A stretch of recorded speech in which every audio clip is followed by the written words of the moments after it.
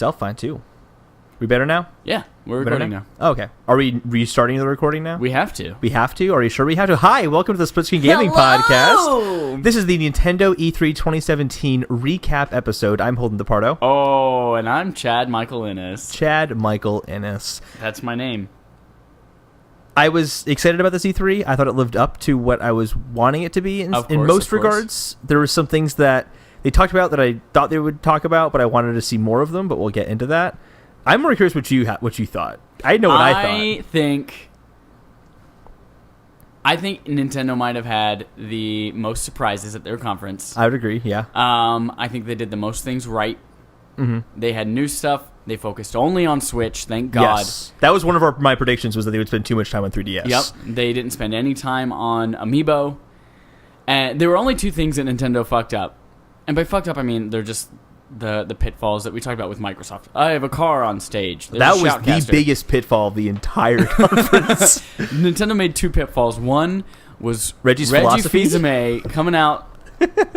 Games should be two things: fun and what was it? Battle, yeah. No. So it's like games need to be fun. To have fun, there needs to be battle. If there is no battle, where's the fun? And he's just giving this weird fucking existential talk while he's walking through this virtual living room that just unfolds around him. And it would have been better if he said, and that's why we're talking about this game. But he didn't do that. It was just like, and that's the philosophy. And now we're talking about Xenoblade Chronicles 2. It's like, oh, okay. And then suddenly, 10 minutes later, he's now walking on a green-screened beach, talking again about some fucking existential weird... I swear he was just stoned during that thing.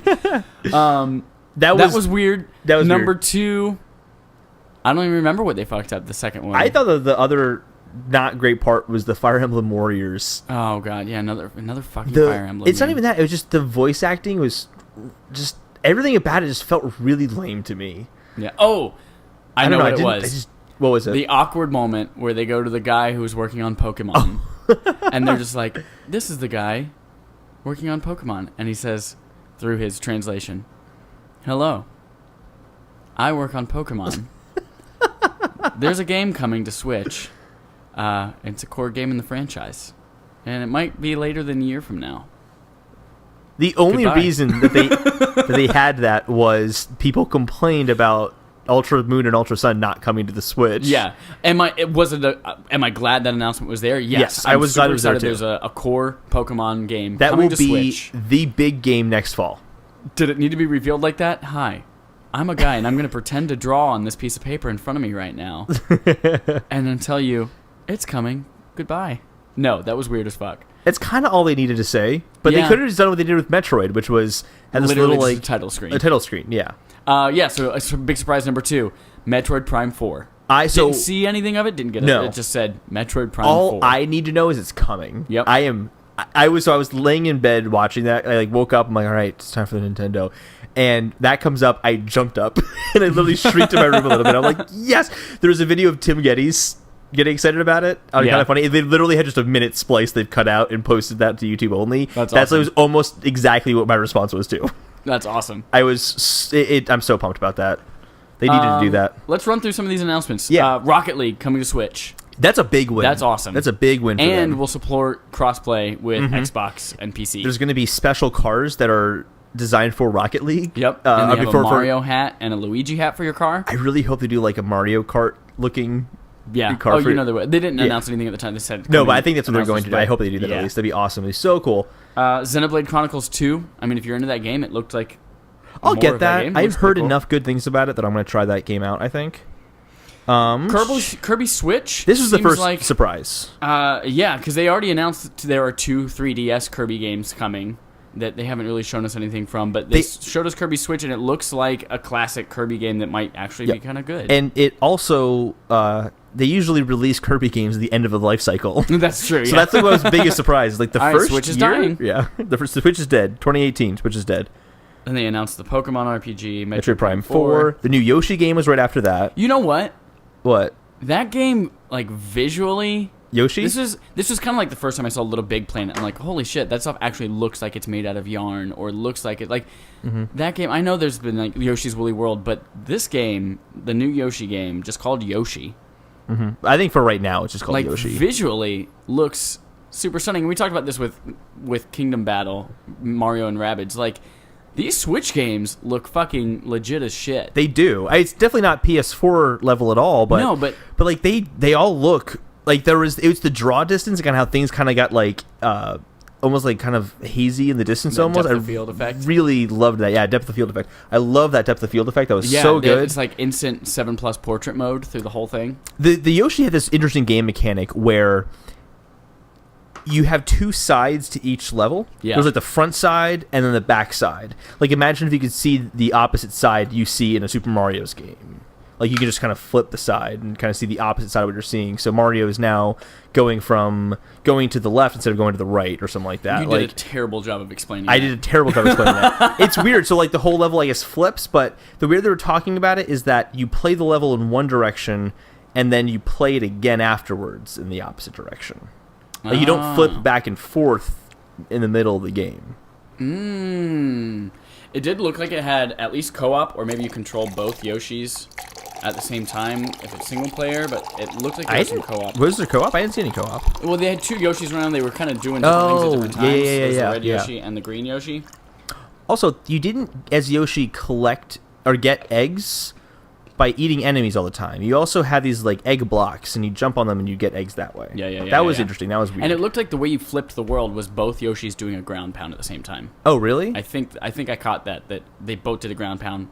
So I was watching. There was like a 12-minute gameplay of it in the treehouse. They were showing off footage, and they kind of said something along the lines of, "When we get the chance to come back here and view it from the other direction, this cool thing will be there." Yeah. Like, they implied that you could not do it in that moment.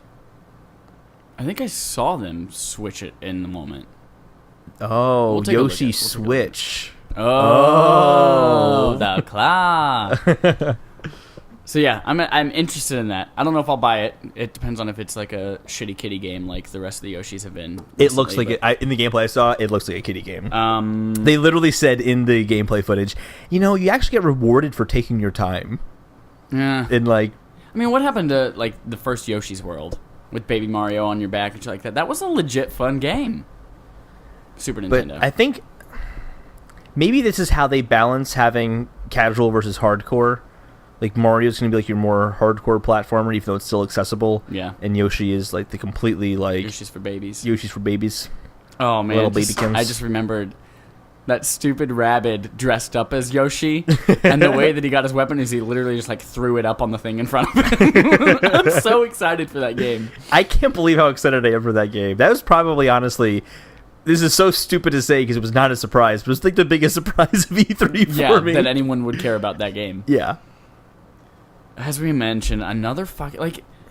It seems like literally every 3 weeks there's a new Fire Emblem game announced.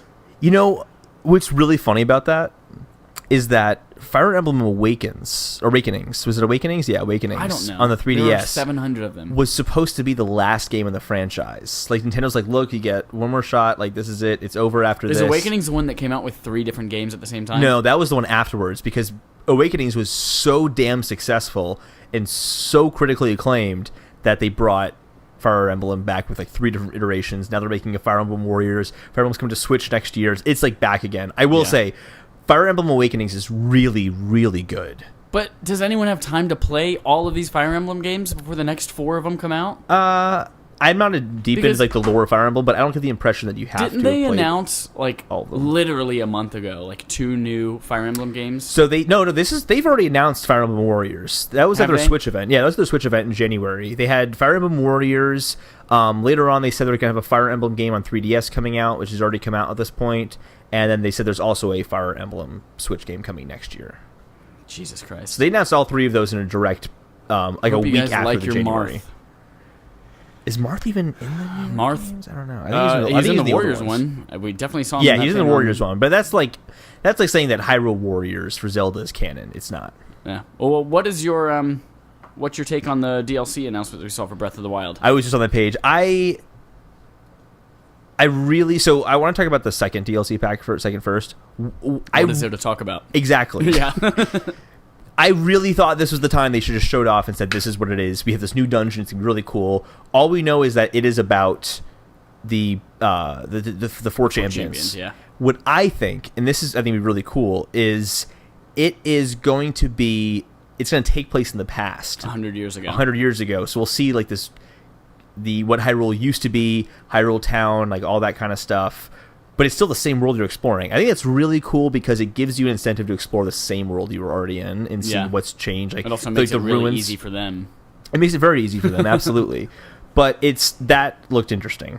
I'm just worried that sounds interesting to me. If that is what it is, I don't know. But we'll see. Exploring the same town but 100 years ago sounds like it might hold my interest for 10, 15 minutes. But then I have a feeling you're going to be doing the same Divine Beast again with just a different character. Zelda games have done a really great job of playing with time. If you think about Ocarina of Time and like you have to do things in the past and go forward, or go to a different world in all of them. There was actually specifically in Oracle of Ages, there is one dungeon where it took place in the past and the present, and you'd have to like go to the past, blow up a wall, then go back to the present and have that wall now be blown out and you can go into it again. Right. Like there were some really cool things to put with time. I'm not saying they're going to do that in this game, but they've done cool things with time before, so I'm curious to see what they do this time. Yeah. So we have almost no information on that. No information other than that. I think it might be like, since DLC 1 is not even out yet, like they're like, it might be too soon for DLC 2. We got to get people to buy DLC 1 first and then... Well, but here's the thing, is that you can't get DLC 2 unless you've also bought DLC 1. It is one pack.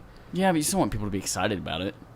But not be like, oh man, this really awesome one with new dungeons and going back in time and all this cool shit. Mm-hmm. Oh, well, now I just have more goblins floating on platforms. Yeah. I actually, one clip they showed of that, the goblins floating on platforms, where he threw the axe at the balloon and it kind of fell over. That was kind of cool. That's not like $20 cool, but I'm excited for the Master Trials. That's the name of the first DLC That did pack. Look interesting and difficult. I will never play it. The regenerating health looks cool. The golden Lionel looked really cool. But I think that the thing I'm most excited about is the Trial of the Sword.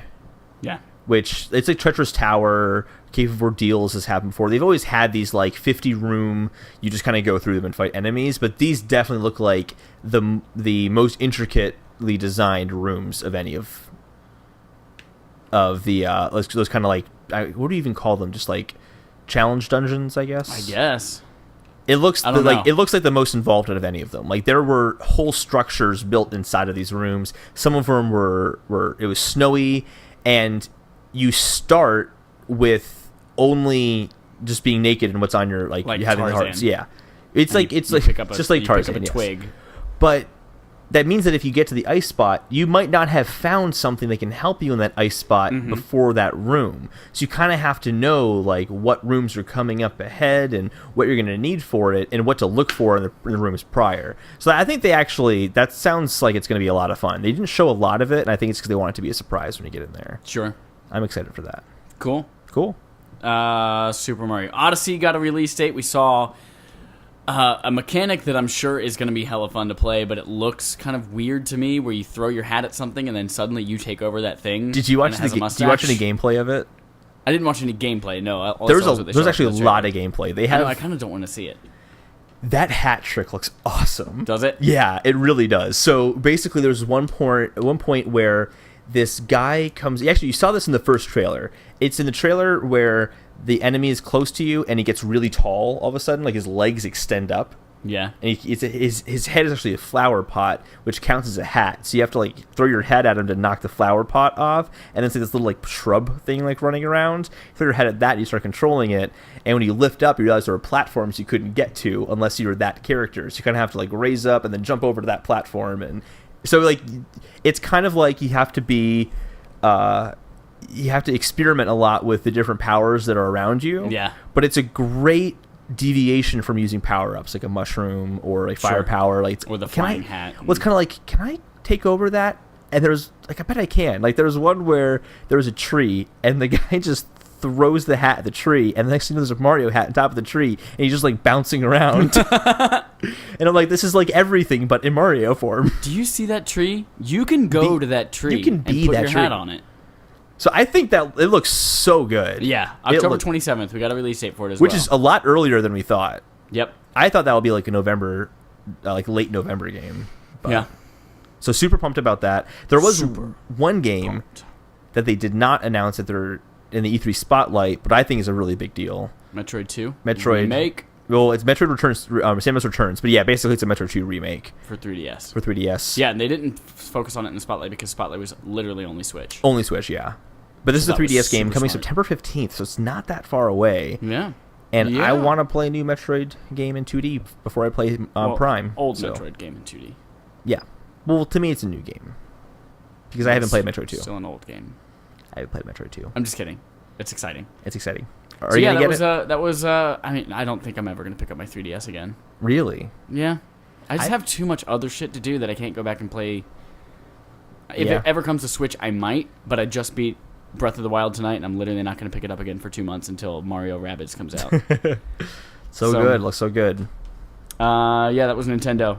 They did everything they needed to do, Mhm. and kind of more a little bit. Yeah. Very excited for the future. And it seems like now we do have something very strong for each month of the year. It does. There's literally everything We each got month. ARMS, Splatoon, Mario Rabbids. What's in September? Is there something in September? Pokken.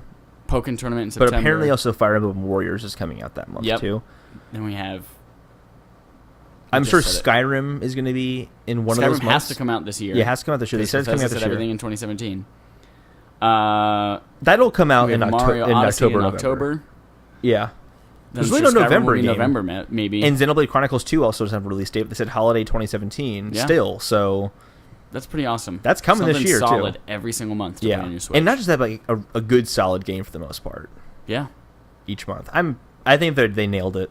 Yeah, they're They doing nailed well. it. Good for you, Nintendo. Good Yep. for you, Nampoom Bump. That's it for this little breakout episode.